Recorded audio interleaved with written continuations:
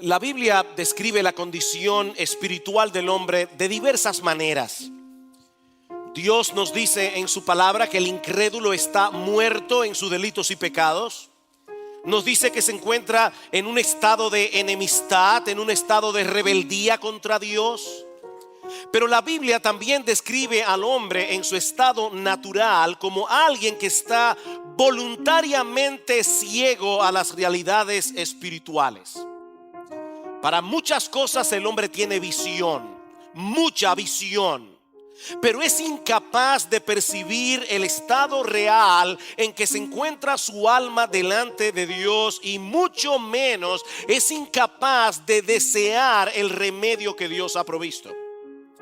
Pablo dice en 2 Corintios capítulo 2 versículo 14 que el hombre natural, es decir, el hombre tal como sale del vientre de su madre, el hombre que todavía no ha nacido de nuevo, que no ha sido regenerado, no percibe las cosas que son del Espíritu de Dios, porque para él son locura. Pablo dice que no las puede entender porque se han de discernir espiritualmente. Y en 2 Corintios 4:3 Pablo dice de manera más explícita que el Dios de este siglo cegó el entendimiento de los incrédulos para que no les resplandezca la luz del evangelio de la gloria de Cristo, el cual es la imagen de Dios. El hombre incrédulo está espiritualmente ciego, y con una ceguera que es 1000 veces peor que la física, porque ni siquiera le permite darse cuenta de que él está ciego. Él cree que ve, pero no ve. Y ese es precisamente el tema de la porción del Evangelio de Marcos que estudiaremos en esta mañana. Marcos capítulo 8, vamos a estar viendo los versículos 1 hasta el 26. Es un pasaje muy extenso, por lo que no vamos a detenernos en cada uno de los detalles que aparecen allí, pero aún así, mis hermanos, vale la pena entender esta porción del Evangelio de Marcos como un todo para poder ver el hilo de pensamiento que corre a través de esta sección del Evangelio.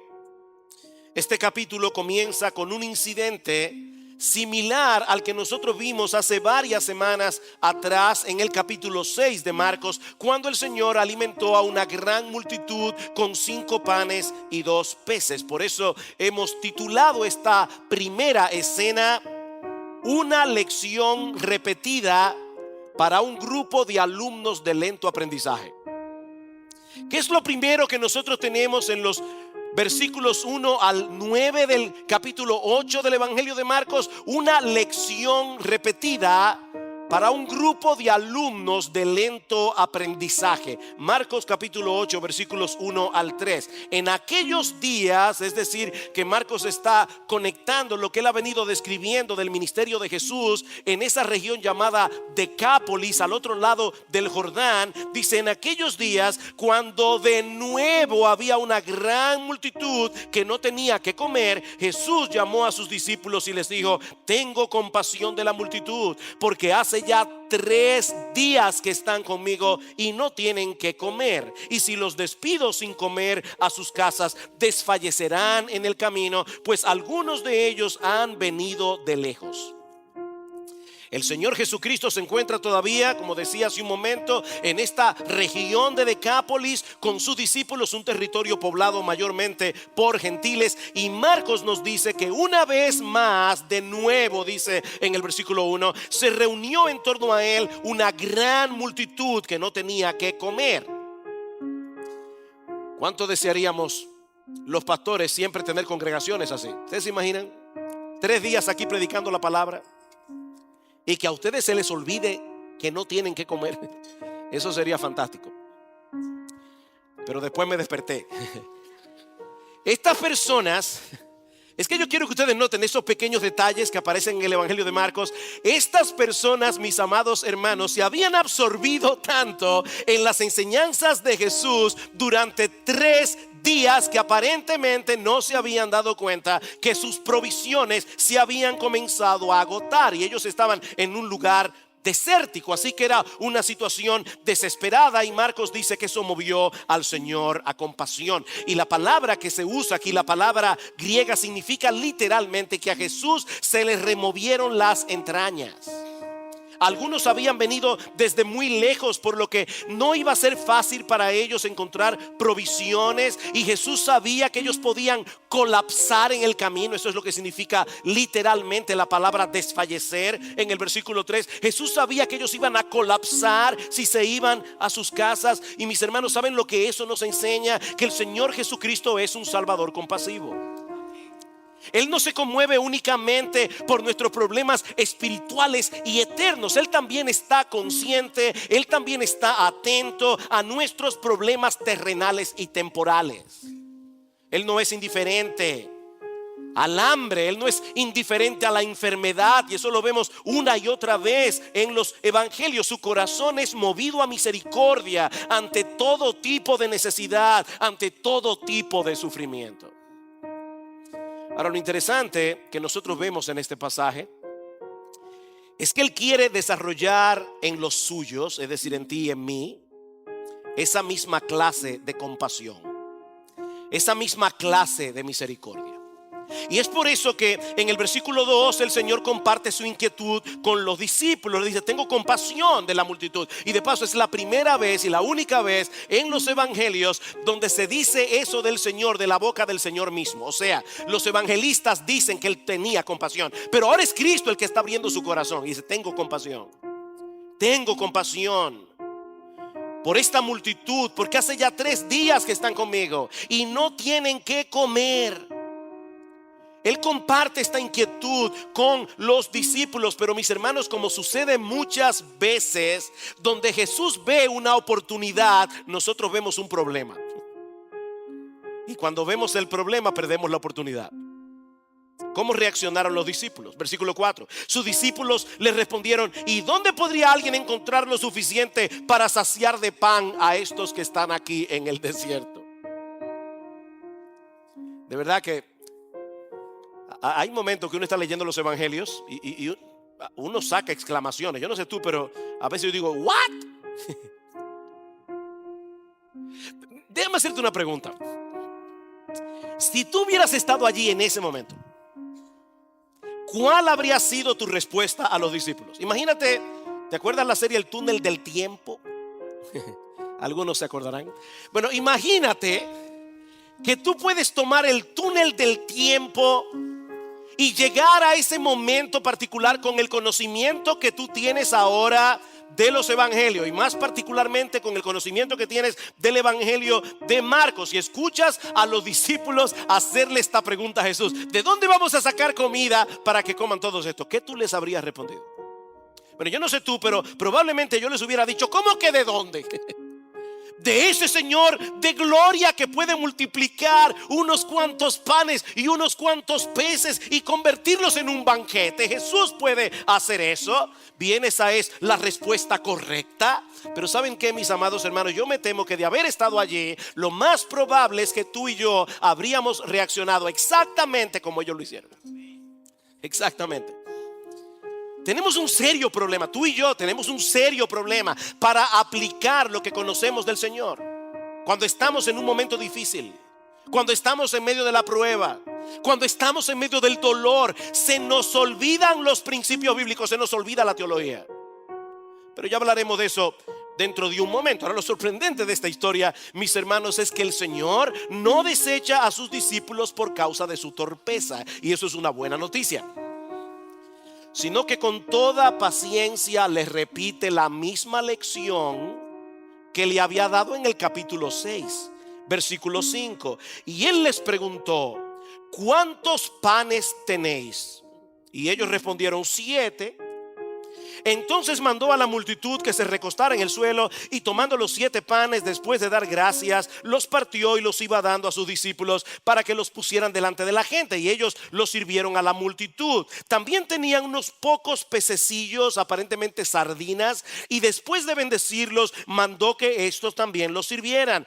Todos comieron y se saciaron, y recogieron de lo que sobró de los pedazos 7 canastas.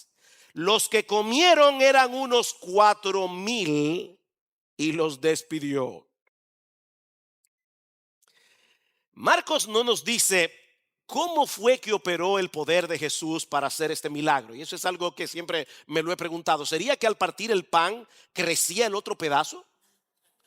¿O sería que en la canasta donde estaban los 7 panes y los pocos pececillos comenzaron a aparecer de la nada panes y peces? Nosotros no lo sabemos. ¿Y saben qué, mis amados hermanos? No tiene la menor importancia, porque sea de un modo o de otro, el punto es que el Señor alimentó milagrosamente a un montón de personas con 7 panes y unos pocos pececillos. Es el mismo que en el principio creó de la nada con el poder de su palabra los cielos y la tierra. Él estaba allí ese día, encarnado en persona, y sigue siendo el mismo en el día de hoy. Un Salvador compasivo y todopoderoso. Marcos dice en el versículo 9 que eran 4,000 personas. Y Mateo, en el pasaje paralelo, en Mateo 15:38, dice que ese cálculo fue sin contar las mujeres y los niños. ¿Cuántas personas habían allí? Probablemente más de 15,000.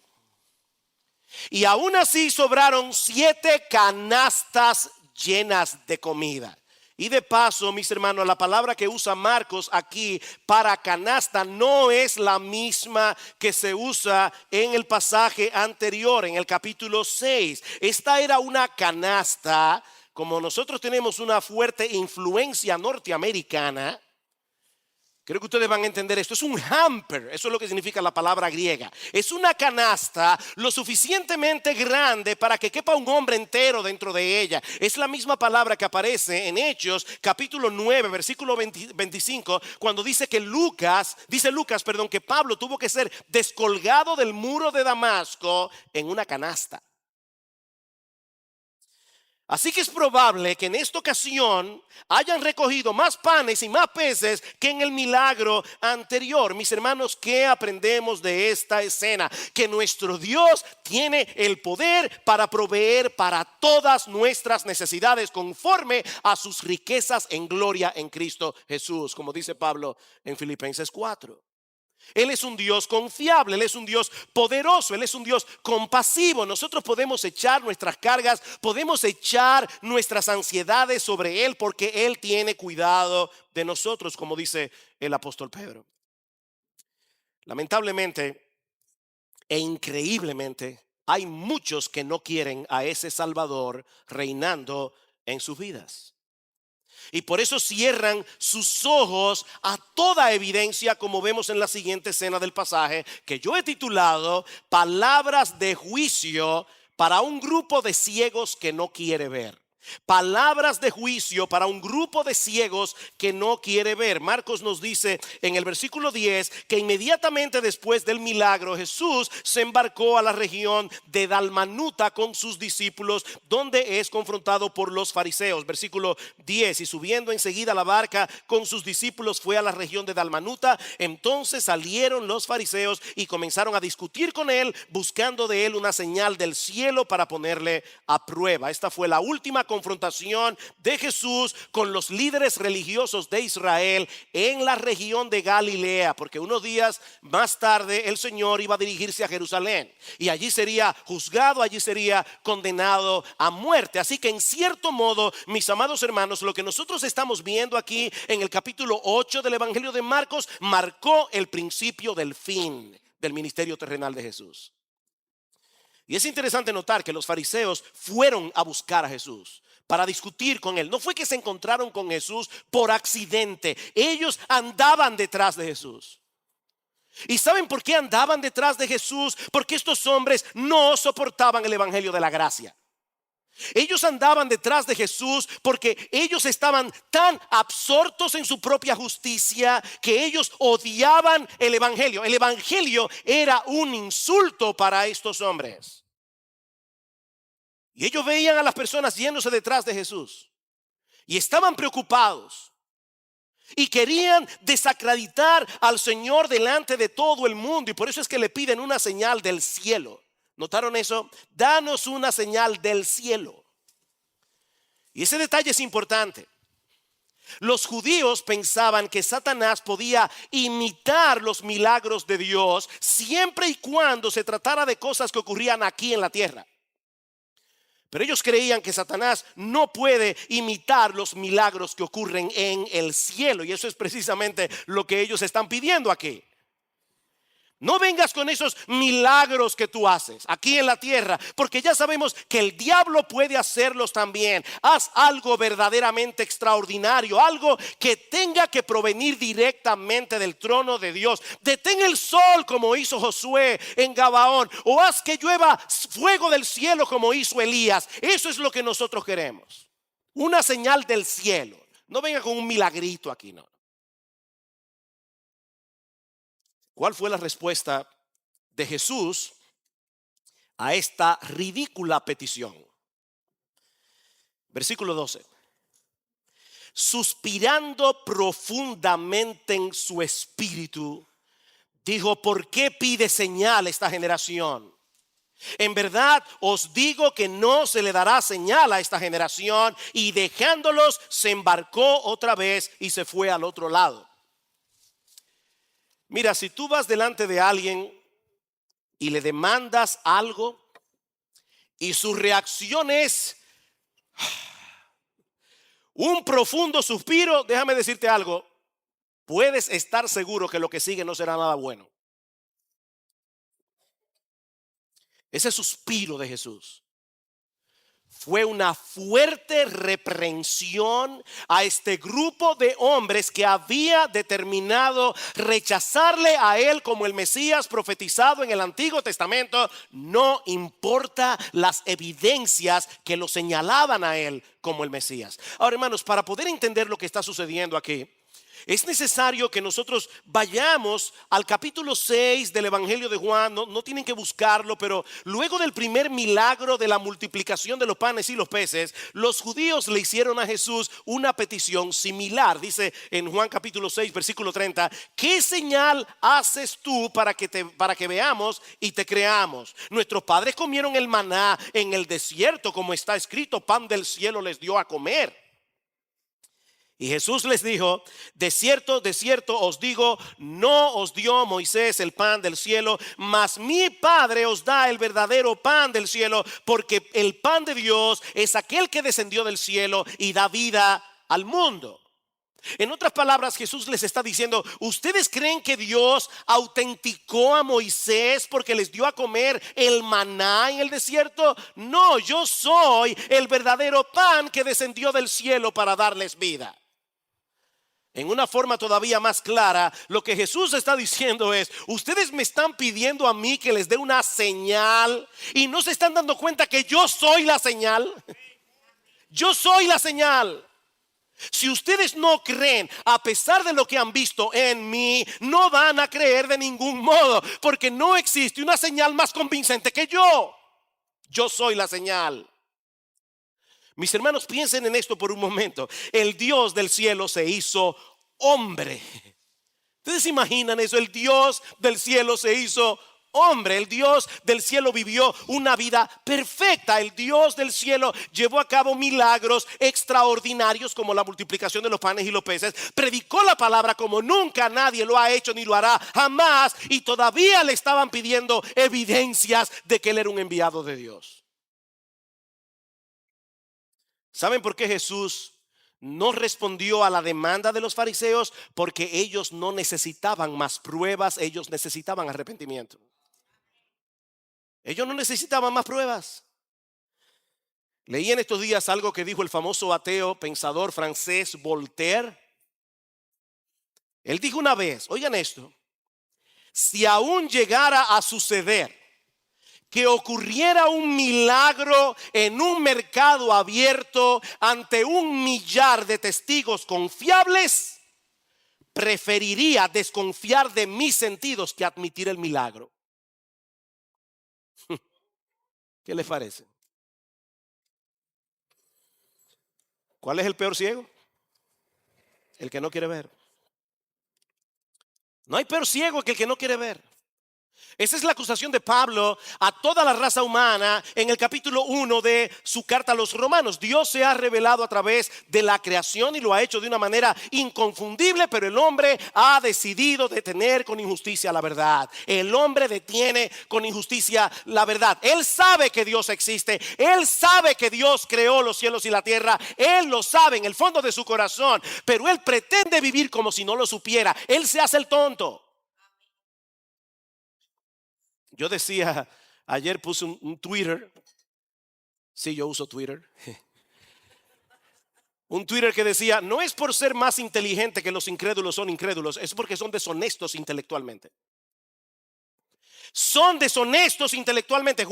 En Juan capítulo 3 dice, la luz vino al mundo. Ese es el problema, la luz vino al mundo. ¿Y qué hicieron los hombres? Amaron más las tinieblas que la luz. Mis hermanos, eso es trágico.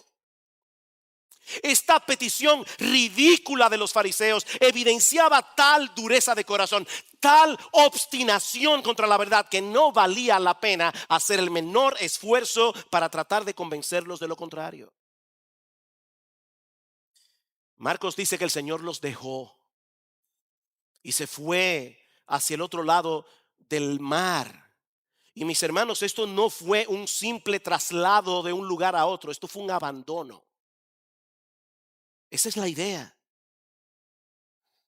El Señor es muy paciente, muy paciente. Pero mi amigo, si tú estás aquí sin Cristo, déjame darte una advertencia muy sobria, muy solemne. Hay un momento en que el incrédulo traspasa una línea de no retorno. Una línea conocida únicamente por Dios. Cuando termina toda oportunidad de arrepentimiento, ese día los fariseos cerraron para siempre las puertas de salvación para ellos. Para siempre. Probablemente no volvieron a ver a Jesús nunca más. Esto es trágico. Pero el texto no termina allí. Marcos también nos narra otro incidente que nos revela otro tipo de ceguera espiritual, una ceguera que afecta a los creyentes.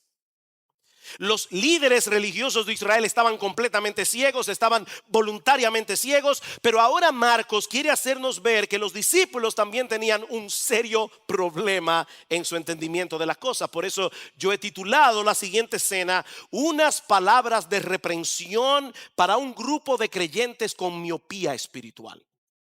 Unas palabras de reprensión para un grupo de creyentes con miopía espiritual. El Señor y los discípulos se van en la barca al otro lado del mar, pero Marcos nos dice en el versículo 14 que se habían olvidado de traer panes para todo el grupo. De hecho, Marcos incluye el detalle de que había un solo pan en la barca para 13 hombres, bien comidos, pescadores, hombres que hacían mucha fuerza física. Y nosotros podemos suponer que los discípulos le estaban dando mente al asunto, tal vez preocupados de que Jesús les preguntara por la comida y quedara evidenciado que habían sido unos irresponsables. En ese contexto, el Señor les da la advertencia que encontramos en el versículo 15. Y Él les encargaba diciendo, tened cuidado, guardaos de la levadura de los fariseos y de la levadura de Herodes. En el pasaje paralelo, en el Evangelio de Mateo, se incluye también la levadura de los saduceos. Así que si tomamos los dos pasajes, Jesús les dijo, tengan cuidado con la levadura de los fariseos, con la levadura de los saduceos y con la levadura de los herodianos. Estos eran los tres grupos de influencia en la sociedad judía de aquel tiempo. Los fariseos eran los legalistas, aquellos que se querían salvar a través de su obediencia, aquellos que creían ganarse el favor de Dios a través de rituales, a través de su obediencia a los 10 mandamientos. Luego estaban los saduceos. Los saduceos eran los teólogos liberales de aquellos días, aquellos que no aceptaban la inspiración total del Antiguo Testamento. Y luego estaban los herodianos. Los herodianos fácilmente se hubieran postulado en las elecciones de República Dominicana y habrían ganado muchos votos. Eran los secularistas de la época. Ahora, no olviden, hermanos, que los apóstoles eran creyentes, con la única excepción de Judas. Estos hombres lo habían dejado todo para seguir a Cristo, pero aún así el Señor les advierte que se cuidaran de la influencia de estos grupos. Cuídense de esa levadura. Ustedes saben lo que hace la levadura, ¿verdad? Usted pone un poquito de levadura en la masa del pan y esa levadura leuda todo, afecta todo. Bueno, por esa razón la levadura se usa en la Biblia metafóricamente para señalar algo que nos puede parecer pequeño, pero que puede traer una significativa alteración en todo lo que toca. De ahí que la levadura vino a ser un símbolo de aquello que corrompe, de aquello que destruye. Mis hermanos, déjenme decirles algo con todo mi corazón de pastor en esta mañana. Nadie, incluyendo el mismo que está predicando, nadie aquí es inmune al legalismo. De hecho, si tú quieres ver a un legalista, mírate al espejo. Nosotros todos somos legalistas en recuperación. Es increíble cómo escuchamos una y otra vez el mensaje del evangelio y la tendencia del corazón es a querer ganarnos el favor de Dios a través de lo que hacemos. Cuidado con la levadura de los fariseos. Iglesia bíblica del Señor Jesucristo, en el siglo XXI, cuídense de la levadura de los fariseos. Es dañina, es terrible en la vida de un cristiano. Pero cuídense también de la levadura de los saduceos. Cuídense, hermanos, de todas esas voces que están hoy día atacando la infalible palabra de Dios. En estos días alguien nos mandó por WhatsApp un artículo que alguien había escrito y decía: ¿alguien le puede responder a esta persona diciendo que qué están hablando los religiosos basándose en un libro anticuado, en un libro arcaico, cuando los religiosos han demostrado que son unos hipócritas? No me pude contener y puse otro Twitter. No recuerdo exactamente cómo decía, pero era algo como esto: la hipocresía siempre estará presente en todo grupo religioso, pero Jesús sigue siendo la verdad y la Biblia sigue siendo su palabra. Cuidado, hermanos, con la levadura de los saduceos. Cuidado con la levadura de los herodianos. Cuidado, hermanos, con la mundanalidad. ¿Saben que muchas personas, queriéndose cuidar del legalismo, se arrojan en los brazos de la mundanalidad? Y ninguna de las dos cosas son buenas, son terribles para el alma, son levadura que corrompen. Y si no estamos alertas, mis queridos hermanos, si no estamos en guardia, fácilmente podemos ser arrastrados por cualquiera de estos vientos de doctrina, como dice Pablo en Efesios 4. Pero ese no es el punto central de esta historia, así que debo resistir la tentación y no seguir hablando de este tema. Porque el punto principal de esta historia es la reacción de los discípulos a la advertencia de Jesús. Versículo 16. Y ellos discutían entre sí que no tenían panes. Hermanos, no pierdas el hilo de la historia para que entiendas lo que está sucediendo aquí. Y por eso es que quise predicar de estos 26 versículos juntos, porque es que están conectados. El Señor acaba de repetir el milagro de la multiplicación de los panes y los peces, no se olviden eso.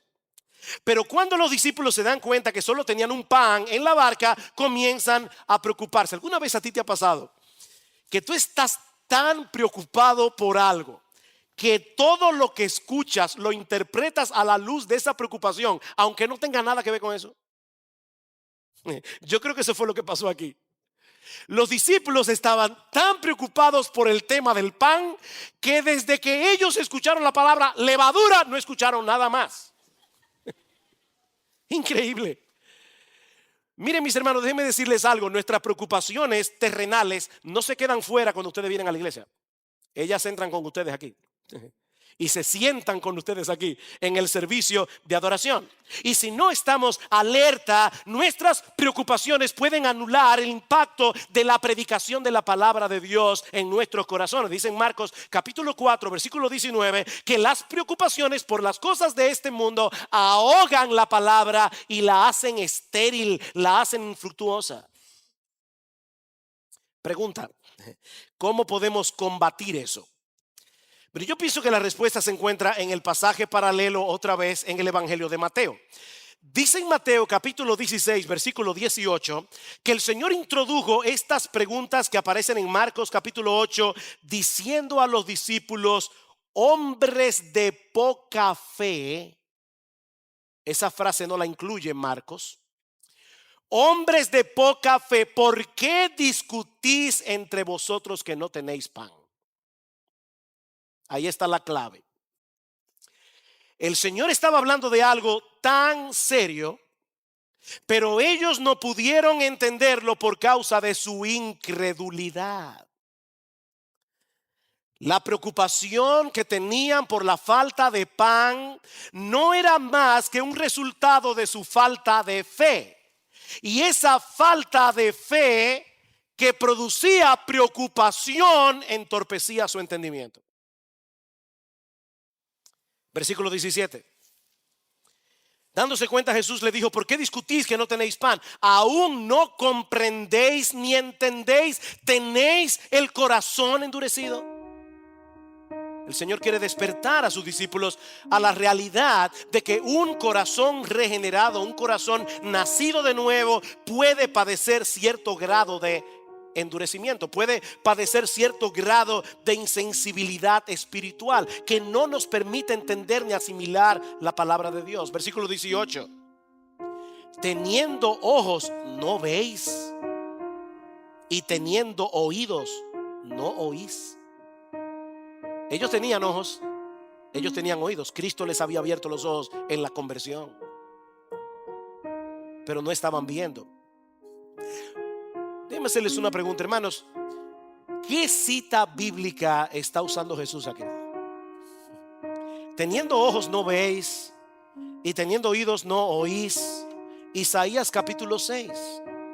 Una cita que Jesús había usado en Marcos capítulo 4, versículo 11 al 12, para decir a los fariseos de su época: por ustedes, dijo Isaías, teniendo ojos no veis, teniendo oídos no oís. Solo que aquí el Señor le está aplicando a los discípulos. El Señor les está diciendo: ¿están ustedes reaccionando como los incrédulos?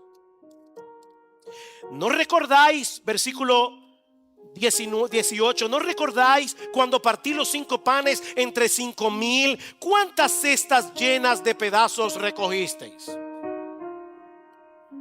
Y lean el texto con un poco de imaginación. 7. Imagínate. ¿Cuánto? 7. Y cuando partí los 7 panes entre los 4,000, ¿cuántas canastas llenas de pedazos recogiste? Ellos dijeron, en la primera fueron 12, ahora fueron 7. Y les digo: ¿aún no entendéis? Mis hermanos, cuidado con ser excesivamente duros con los discípulos sin reconocer al mismo tiempo que muchas veces nosotros somos como ellos. Nos resulta tan difícil conectar los puntos. Olvidamos tan fácilmente. Yo estoy seguro que todos ustedes aquí, si son creyentes de años, de cierto tiempo en la fe, seguro que pueden recordar momentos en su vida pasada en los que pasaron por situaciones bien difíciles y en los que Dios de muchas maneras manifestó su fidelidad. Seguro. Yo estoy de eso. Pero entonces viene otro problema.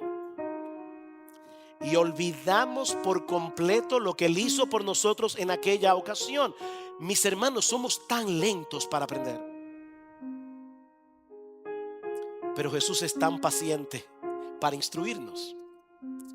Y me encanta cómo concluye este relato en el Evangelio de Mateo. Dice en Mateo capítulo 16, versículo 12: entonces entendieron que no les había dicho que se guardaran de la levadura del pan, sino de la doctrina de los fariseos y de los saduceos. Finalmente entendieron algo,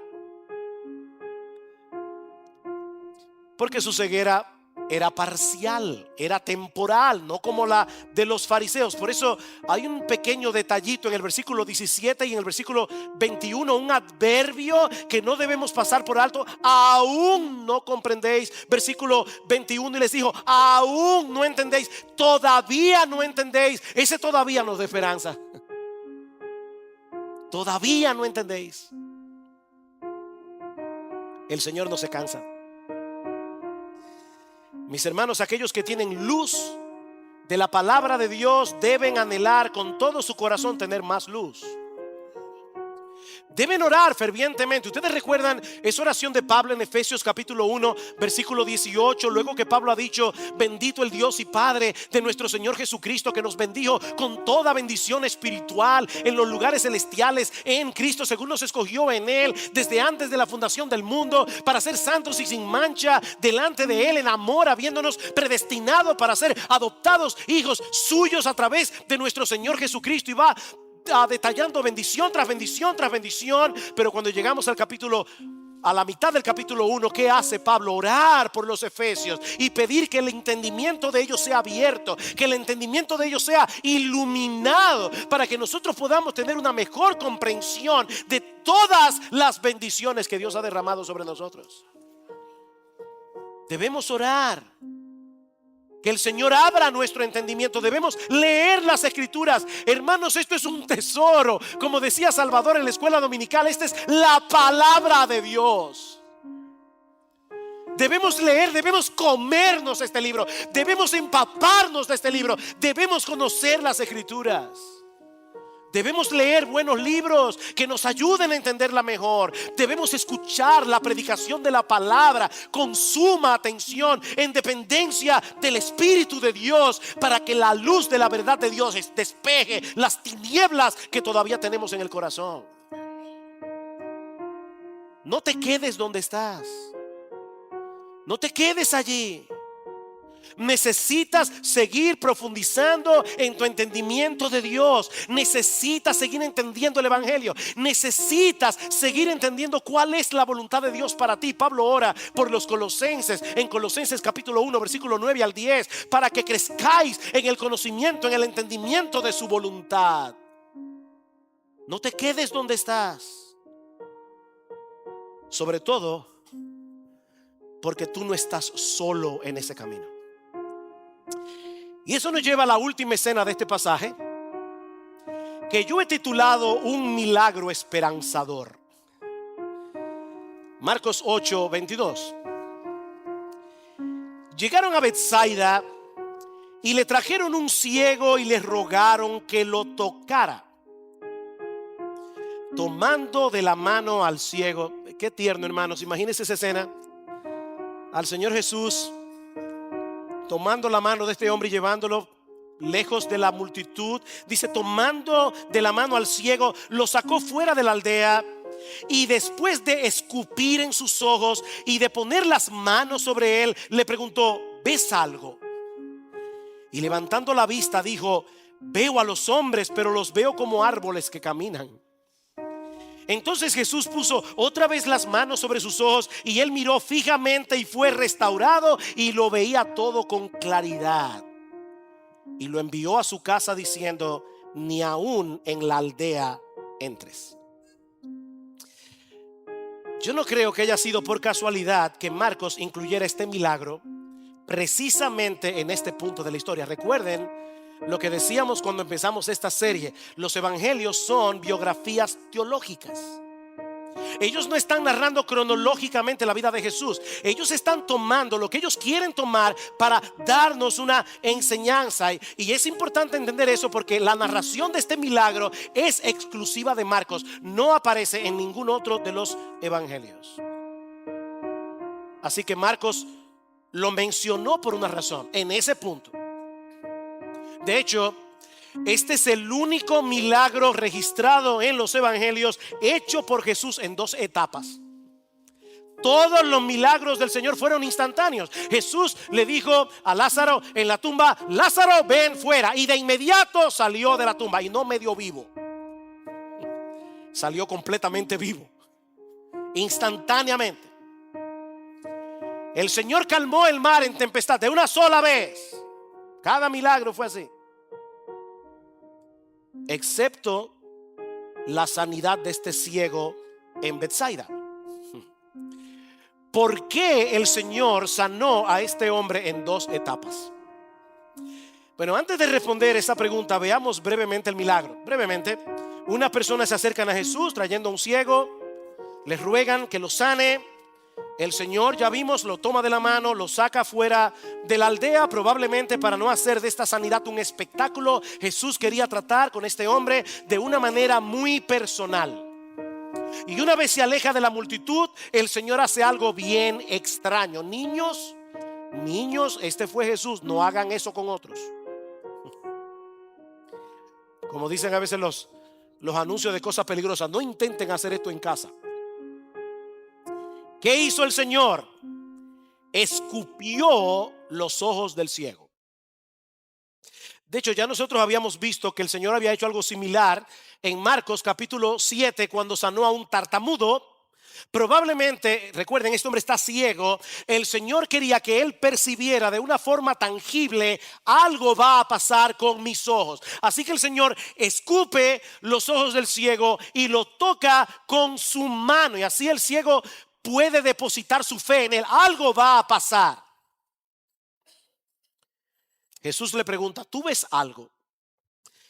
Y él dice: veo los hombres, pero como árboles que caminan. En otras palabras, él había comenzado a ver, pero todavía su visión era borrosa, la sanidad era incompleta. Así que el Señor pone las manos sobre sus ojos una vez más. Y me encanta, dice que su visión fue restaurada y que lo veía todo con claridad. Esa palabra que se traduce como claridad es una palabra compuesta del griego que significa ver de lejos con toda nitidez. 20. La saliva de Jesús fue un láser y sanó a este individuo. Ahora bien, otra vez, hermanos, ¿por qué Jesús sanó a este ciego en dos etapas? Bueno, muchos comentaristas, y yo estoy completamente de acuerdo, entienden que Cristo quería hacerle ver a los discípulos en una forma gráfica el problema de visión que ellos tenían. Ellos necesitaban seguir avanzando en su proceso de entendimiento. Recuerden la pregunta del versículo 17: ¿es que aún no comprendéis ni entendéis? Versículo 18: teniendo ojos no veis. La visión de los apóstoles era como la de este hombre al principio. Ellos habían recibido visión espiritual cuando se convirtieron en el Señor, pero todavía era borrosa. Ellos veían las realidades espirituales como árboles que caminan. Estos hombres necesitaban crecer en su entendimiento. Y este milagro era una especie de ilustración viviente, no solo de su necesidad, sino de la obra que Jesús iba a seguir haciendo en ellos. Hay mucho que aprender, hermanos, y mucho que creer. Importante eso. Hay mucho que aprender y mucho que creer. El conocimiento teórico no sirve de nada aquí hasta que no lo aplicamos en el momento de las pruebas, hasta que no lo aplicamos en medio de las dificultades de la vida. Los discípulos vieron al Señor multiplicar panes y peces. Yo estoy seguro que si alguien les hubiera dado un examen teológico inmediatamente después del milagro y hubiera una pregunta: ¿es Jesús capaz de alimentar a un montón de personas con unos cuantos peces? Todos los apóstoles hubieran sacado 100 en el teórico. Pero cuando se subieron en la barca y se dieron cuenta de que habían olvidado el pan, entraron en pánico. El creador de los cielos y de la tierra estaba en la barca. El que puede crear panes del aire estaba allí. Pero ellos estaban en pánico. Honestamente, mi hermano, tú no te ves retratado en ese cuadro. Ay, porque yo me he visto allí tantas veces que me avergüenza. Pero gracias al Señor por su paciencia. Gracias al Señor porque Él sigue lidiando con nosotros para afinar nuestra visión espiritual. ¿Y saben cómo lo hace? Proveyéndonos conocimiento a través de la lectura de la palabra, a través de la predicación en la iglesia, a través de otros hermanos, a través de buenos libros, y luego nos coloca en situaciones de prueba en las que tenemos que aplicar el conocimiento aprendido. Las pruebas de la vida son el examen práctico. Y lo bueno, aunque algunos tal vez dirán que eso no es tan bueno, pero lo bueno es que el Señor no se cansa en su trabajo oftalmológico. Él seguirá afinando nuestra visión, afinando nuestra visión, afinando nuestra visión hasta que lleguemos a su presencia. Así que mira, mi hermano, si tú puedes identificar en tu vida que te falta mucho por entender, anímate. Anímate, porque eso quiere decir que tienes visión.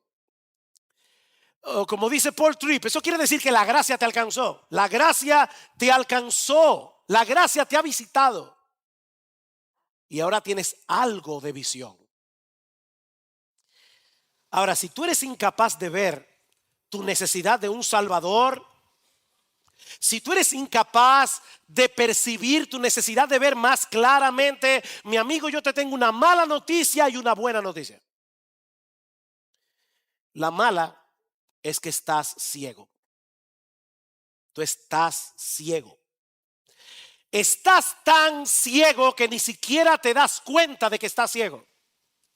Estás tan ciego que tú no puedes ver que no puedes ver. Tú crees que ves, pero no ves. Esa es la mala noticia. La buena es que Dios te trajo hoy aquí para que escuches ese diagnóstico.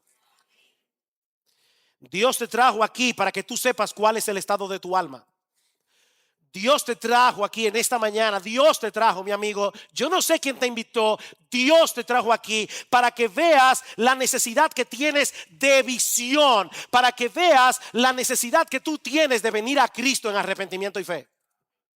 Tú necesitas un Salvador. Tú necesitas al Salvador. Dice el Señor en Juan capítulo 8 versículo 12: yo soy la luz del mundo. Yo soy la luz del mundo. El que me sigue no andará en tinieblas, sino que tendrá la luz de la vida. Mi amigo, ¿por qué andar a tientas y a oscuras cuando la luz de este mundo te está ofreciendo en esta mañana abrirte los ojos del entendimiento en este mismo instante, gratuitamente por gracia, por medio de la fe?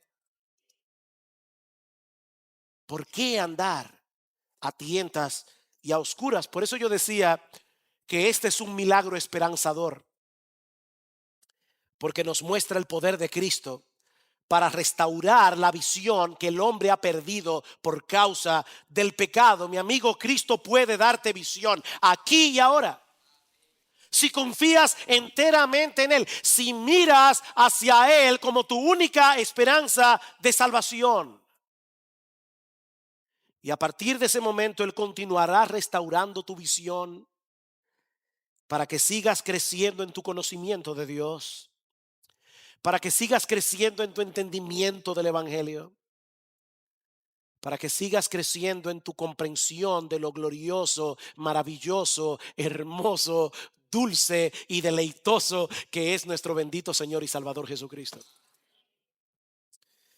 Mi amigo, no desprecies la oportunidad que el Señor te está brindando hoy. No olvides, hay una línea de no retorno conocida solo por Dios.